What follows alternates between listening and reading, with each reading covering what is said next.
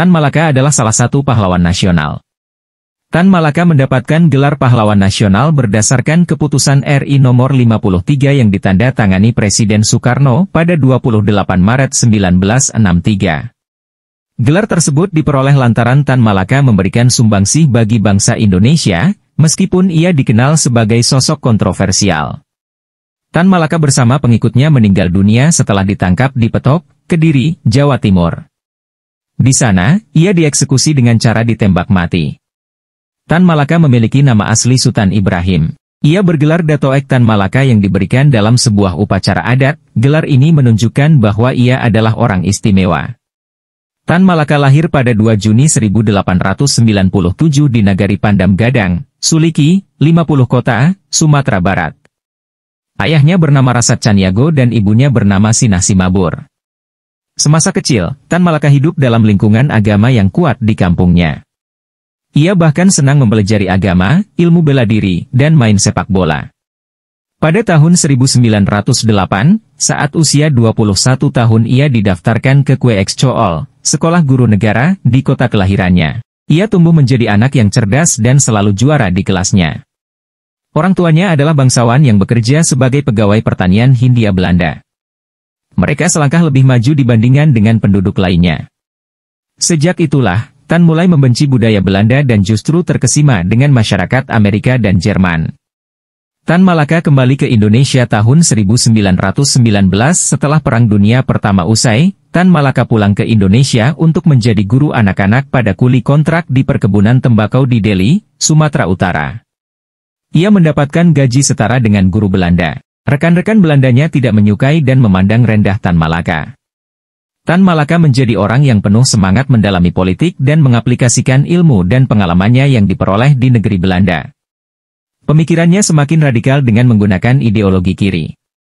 Aksi pertamanya adalah keterlibatan terhadap pemogokan buruh di Sumatera. Tahun 1921, Tan Daengkat menjadi Ketua Partai Komunis Indonesia, PKI.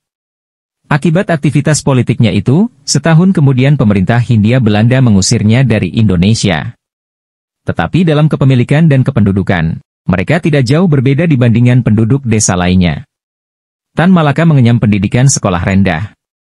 Ia meneruskan pendidikan ke sekolah guru pribumi, Inland School for Onderwijzers, di Bukit Tinggi, Sumatera Barat pada 1908 hingga 1913.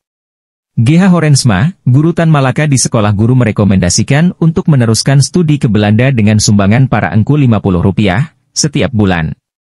Tan Malaka berangkat ke Belanda di usia 17 tahun untuk belajar di Sekolah Pendidikan Guru Pemerintah, Rijksweeks Chool, di Haarlem. Sumbangan dari parangku ini, ia anggap sebagai hutang dan suatu saat akan ia ganti, meskipun kemudian Hari Horensma lah yang melunasi utang-utang Tan Malaka. Selama kuliah, pengetahuannya tentang revolusi mulai muncul dan semakin meningkat setelah membawa buku De Franse Revolutie. Setelah revolusi Rusia, pada Oktober 1917, ia mulai tertarik untuk mempelajari tentang sosialisme dan komunisme. Ia pun semakin memperdalam ilmunya tentang kedua hal tersebut.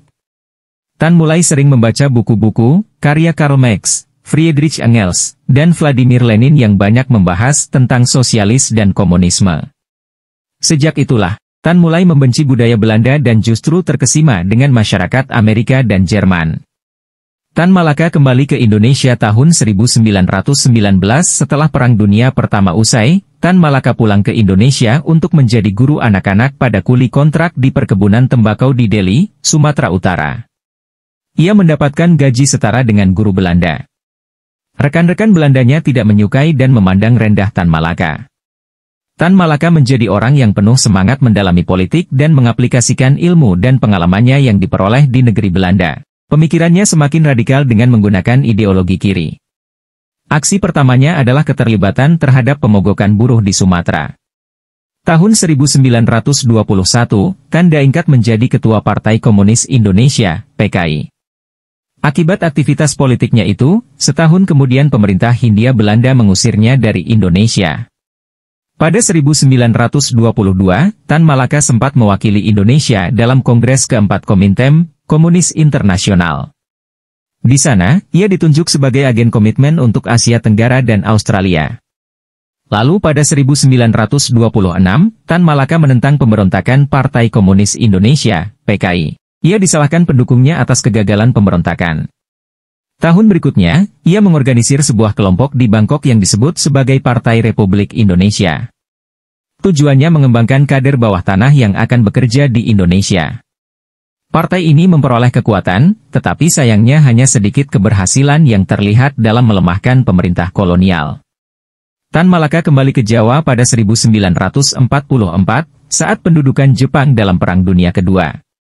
Tan Malaka ikut bersaing dalam memperebutkan kekuasaan dengan Presiden Indonesia Soekarno. Tan Malaka memiliki jalan pemikiran sendiri untuk memerdekakan Indonesia sebelum para founding father mengemukakan konsep-konsep merdeka.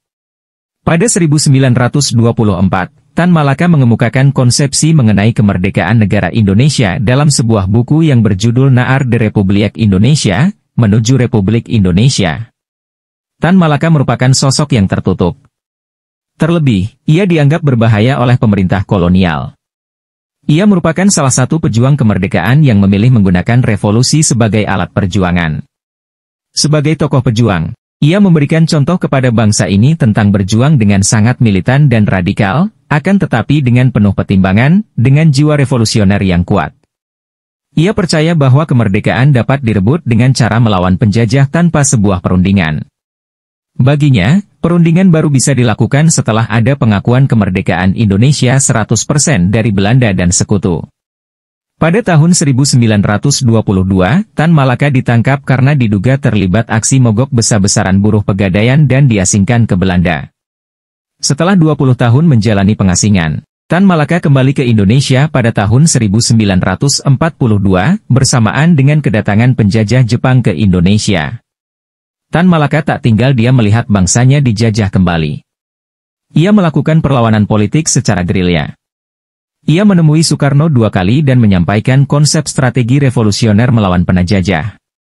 Ia sendiri terus berjuang meyakinkan rakyat dan elit sehingga Indonesia merdeka pada tahun 1945.